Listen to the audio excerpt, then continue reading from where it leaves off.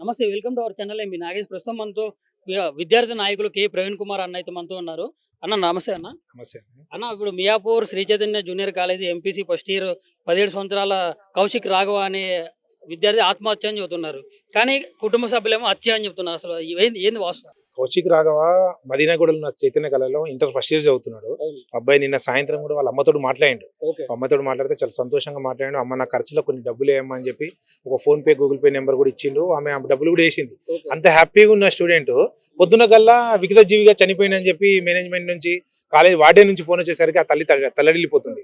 ఏం జరిగిందో ఇంతవరకు కాలేజ్ యాజమాన్యం కావచ్చు, కాలేజీలో ఉండి అక్కడ ఉన్న సార్లు ప్రిన్సిపాల్ కావచ్చు, ఎవరు కూడా ఎక్స్ప్లెయిన్ చేసే ఇక్కడ రావట్లేదు. మార్చెల్లో మాత్రం బాడీ ఉంది. ఈరోజు మార్చెల్లో తీసుకొచ్చి పడేసి వాళ్ళు చేతులు దులుపుకునే ప్రయత్నం చేస్తారు. ఈరోజు కేవలం అంబులెన్స్ పెట్టి అంబులెన్స్ డ్రైవరు వాళ్ళు వచ్చి వదిలేసి వెళ్ళిపోయారు. అంటే యాజమాన్యం రావాలి కదా, ఇక్కడ సమాధానం చెప్పాలి కదా ఏం జరిగిందో. ఒకవేళ ఆత్మహత్య చేసుకున్నట్టే దానికి సంబంధించిన ఫోటోలు ఉంటాయి. ఆ రూమ్ కి ఒక ఫోటోలు తీయాలి. ఆ ఫోటో తీసి పోలీసులను పిలవాలి. అక్కడ ప్రూఫ్స్ చూపించాలి. ఎలాంటివి ఏ చేయకుండా డైరెక్ట్ వాళ్ళే ఆత్మహత్య చేసుకున్నట్టు సృష్టించి హాస్పిటల్లో జాయిన్ చేసినాం, వాళ్ళకి సిపిఆర్ చేసినాం. ఇట్లా ఏవో కట్టుకథలు చెప్పి 2-3 అవర్స్ తర్వాత తల్లిదండ్రులకు ఫోన్ చేసి మీరు డైరెక్ట్ మార్చర్కి రండి, గాంధీ మార్చర్కి వచ్చేయండి అని చెప్పి తల్లిదండ్రులకు చెప్తే ఎంత ఆవేదన చెందుతారు. రూపాయి కూడగట్టి 9 నెలలు 9 మాసాలు మోసి 16-17 ఏళ్ళు వాళ్ళని బతికించుకొని ఈరోజు మీ కాలేజీలో తెచ్చేసి శివం వాళ్ళకి తిరిగిచ్చేది, మీరు బాడీ తిరిగిచ్చేది. ఇదే మీరు చేసే న్యాయం. చైతన్య కాలేజ్ యాజమాన్యం వెంటనే ఇక్కడికి రావాలి, ఆ తల్లిదండ్రులకు న్యాయం చేయాలని చెప్పి మేము డిమాండ్ చేస్తున్నాం.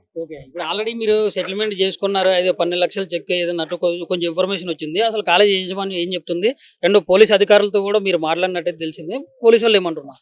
ముఖ్యంగా ఇక్కడ సెటిల్మెంట్ కావచ్చు, వాళ్ళు ఏం ఆఫర్ చేసినా కూడా తల్లిదండ్రులు ఒప్పుకునే స్థితిలో లేరు. ఎందుకంటే వాళ్ళకు పోయిన ప్రాణం తిరిగి రాదు. వాళ్ళ కొడుకును వాళ్ళు తెచ్చియమని చెప్తారు.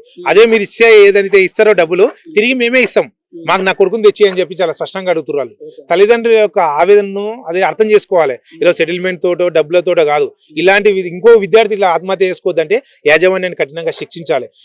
ఇది సంఘటన కారణమైన యాజమాన్యం ప్రిన్సిపాల్ కావచ్చు, ఏజీఎం కావచ్చు, డీన్ కావచ్చు, హాస్టల్ వార్డెన్ కావచ్చు, వాళ్ళందరూ జైలు పాలు చేస్తేనే ఇంకో సంఘటన జరగదు. ఇంకో విద్యార్థి ఇలా చేసుకోడు. ఈరోజు యాజమాన్యం శ్రీ చైతన్య యాజమాన్యం చేసిన హత్యగా మేము భావిస్తున్నాం. ఇప్పుడు వారానికి కూడా జరుగుతుంది. ఇప్పుడు మొన్న కూడా జరిగింది, అంత ముందు కూడా జరిగింది. అది బాచుపల్లి మియాపూర్ ఏరియాకి సంబంధించి మాత్రమే శ్రీ చైతన్య కానీ, బాచుపల్లి నారాయణ కానీ ఇట్లాంటి ఈ కార్పొరేట్ విద్యా సంస్థలోనే హత్యలు జరుగుతుంది. మీరు ఒక విద్యార్థి నాయకులుగా మరి వీటిని అరికట్టడానికి ఎట్లాంటి ప్రణాళికతో ముందుకెళ్తున్నారు? ఈరోజు ముఖ్యంగా మేము అప్పటి నుంచి చెప్పేది అదే.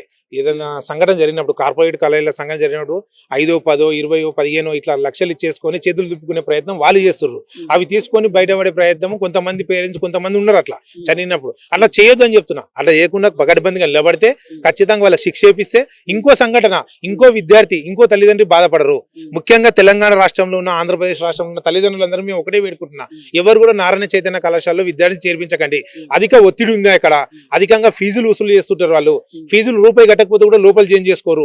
ఇవన్నీ కూడా మానసికంగా విద్యార్థులందరి ముందల, వాళ్ళ స్నేహితుల ముందల అవమానపరిచేసరికి వాళ్ళు తీవ్రమైన ఆవేదన చెంది ఏవో చేసుకునే ప్రయత్నం చేస్తుంటారు. అదేవిధంగా వాళ్ళకు ఉన్న వార్డెన్లు వాళ్ళు ఇష్టారీతంగా మాట్లాడుతూ ఉంటారు. వాళ్ళకి రెస్పెక్ట్ ఇయ్యరు. వాళ్ళు లక్షల రూపాయల ఫీజులు కడితే వాళ్ళు జీతాలు తీసుకుంటారు. పిల్లల్ని ఇష్టారాజంగా మాట్లాడతారు. ఇవన్నీ సంఘటనలు జరుగుతున్నాయి. కాబట్టి తెలంగాణలో ఉన్న, అదేవిధంగా ఆంధ్రప్రదేశ్లో ఉన్న తల్లిదండ్రులందరూ కూడా వేడుకుంటున్నా నేను, ఎవరు కూడా చైతన్య నారాయణలో చేర్పించకండి. మీ పిల్లల్ని విగతీచుగా మార్చరికి తీసుకురాకండి. అందరు కూడా ఇదే పరిస్థితి వస్తుంది.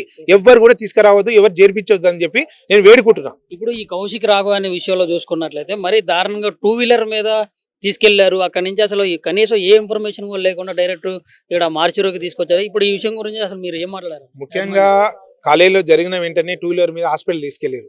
అంటే అంత దిగజారిపోయింది ఆ చైతన్య కాలేజ్. చైతన్య కాలేజ్ యాజమాన్యం అంతా ఘోరంగా, ఒక కార్ లేదు వాళ్ళ దగ్గర అందుబాటులో, ఒక కార్లో తీసుకోకపోకుండా అబ్బాయి అట్లా తీసుకుపోయినాక చచ్చిపోయిందని చెప్పి మేము భావిస్తున్నాం. ఈరోజు అంబులెన్స్ వేసి పంపించేసారు.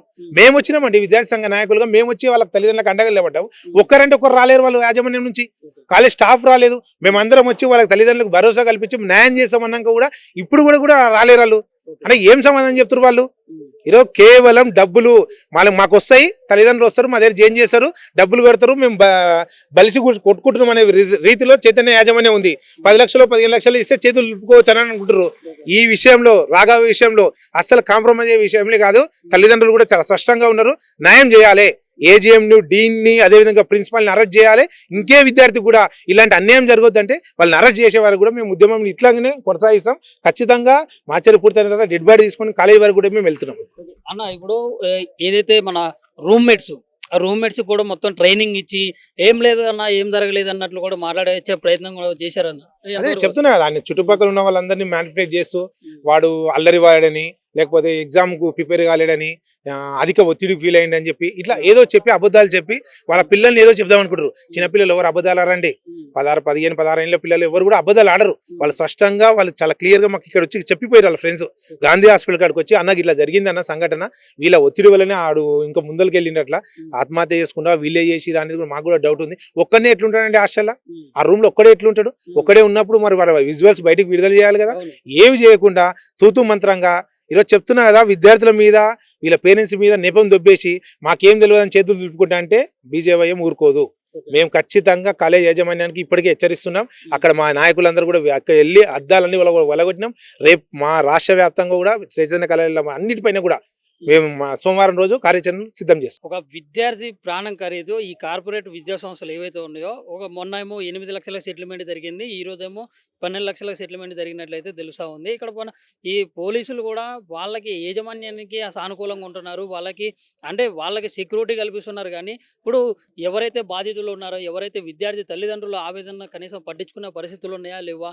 అండ్ ఇంకో విషయం ఏంటంటే, ఇప్పుడు మాట్లాడినటువంటి విద్యార్థి నాయకులు ప్రవీణ్ కుమార్ అన్న అయితే మాత్రం దీన్ని అసలు వదిలిపెట్టే పరిస్థితి లేదు. ఏ కాడికైతే ఆ కాడికైతే సోమవారం రోజు పెద్ద ఎత్తున అయితే మేము ఆ డెడ్ బాడీని తీసుకెళ్ళి అక్కడ కాలేజీ ముందు పెట్టైనా కానీ మేము పెద్ద ఎత్తున అయితే ఉద్యమం లాగైతే చేస్తాం. అసలు వదిలిపెట్టే పరిస్థితి లేదు. పిల్లల్ని చూసుకొని జాయిన్ చేయండి.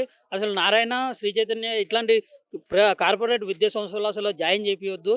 అండ్ బయటకు వచ్చినటువంటి వాళ్ళ పిల్లలు కూడా రూమ్మేట్స్ కూడా ట్రైనింగ్ ఇచ్చి ఫుల్ ఫ్లెడ్జ్డ్ ట్రైనింగ్ ఇచ్చేసి ఏం సంబంధం లేనట్లు తీసుకుపోయినటువంటి మాటలు కూడా చెప్పారు. అండ్ ఇంకోటి ఏంటంటే, ఎటువంటి ఆధారం లేకుండా వాళ్ళు కనీసం ఫోటో కానీ లేకుండా వీడియోస్ కానీ లేకుండా సీసీ కెమెరాలైనా ఉంటాయి కదా, అంత పెద్ద లక్షల ఫీజులుగా వసూలు చేస్తున్నారు. ₹1 తక్కువైనా కానీ లేదు మీరు బయటికి వెళ్ళినటువంటి అంత డైరెక్ట్గా చెప్తారనమాట. మొహాటం లేకుండా వద్దు రేపు నుంచి రామాకు నువ్వు అన్నట్లు డైరెక్ట్గా, అంటే ఫీజు ₹1 తగ్గినా కానీ లక్షల ఫీజులు వసూలు చేస్తారు. కనీసం వాళ్ళని కారులో ఏదైనా హెల్త్ ఇష్యూ వస్తే కనీసం ఇక్కడ నుంచి అక్కడికి హాస్పిటల్ దగ్గరికి కారులో అయినా తీసుకెళ్ళాలి కదా. అంత పేద కాలేజీలా లక్షలు తీసుకుంటున్నారు కదా అన్నట్లయితే ఇప్పుడు మన విద్యార్థి నాయకులు ప్రవీణ్ కుమార్ అన్న అయితే మాట్లాడడం జరిగింది. ఈ విషయం ఎక్కడ పోయిద్ది, ఎంత దూరం పోతుంది అనేది కూడా మేము కూడా చూస్తూ ఉంటాం, చూపించే ప్రయత్నం కూడా చేస్తాం.